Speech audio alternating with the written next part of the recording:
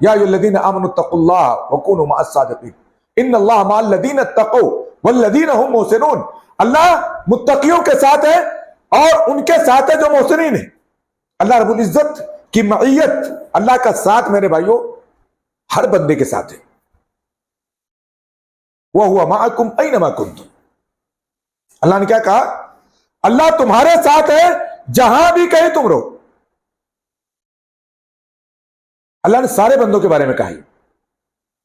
کس کے بارے میں کہا؟ سارے بندوں کے بارے میں. وَهُوَ مَعَكُمْ أَيْنَمَا كُنْتُمْ. اللہ تمہارے ساتھ ہے جہاں بھی تم رہو. یہ کون سی معیت ہے اللہ تعالیٰ کی؟ یہ کون سا ساتھ ہے؟ اس کو کہتے ہیں معیت عامہ. اللہ اپنی ساری مخلوق کے ساتھ ہے. اس کا علم ذات نہیں ہے، اللہ کا علم ساری مخلوقات کے ساتھ ہے. ورنہ اللہ کی ذات عرش پر مستوی ہے. اللہ کہاں پر مستوی ہے؟ عرش پر. ساتوں آسمان کے اوپر عرش عظیم پر اللہ مستوی ہے. الرحمن علی العرش استوى. لیکن علم کے ساتھ اللہ اپنی ساری مخلوقات کے ساتھ ہے. یہ معیت عامہ ہے. مومن کے ساتھ بھی ہے، کافر کے ساتھ بھی ہے، جاندار کے ساتھ بھی ہے، بے جان کے ساتھ بھی ہے. اگر اللہ رب العزت کی معیت اور اس کا علم اس کے بندوں سے ہٹ جائے، مخلوقات سے ہٹ جائے، یہ مخلوقات فنا ہو جائے، ان کا وجود مٹ جائے. لیکن اللہ رب العزت کا خصوصی ساتھ کن کے ساتھ ہوتا ہے؟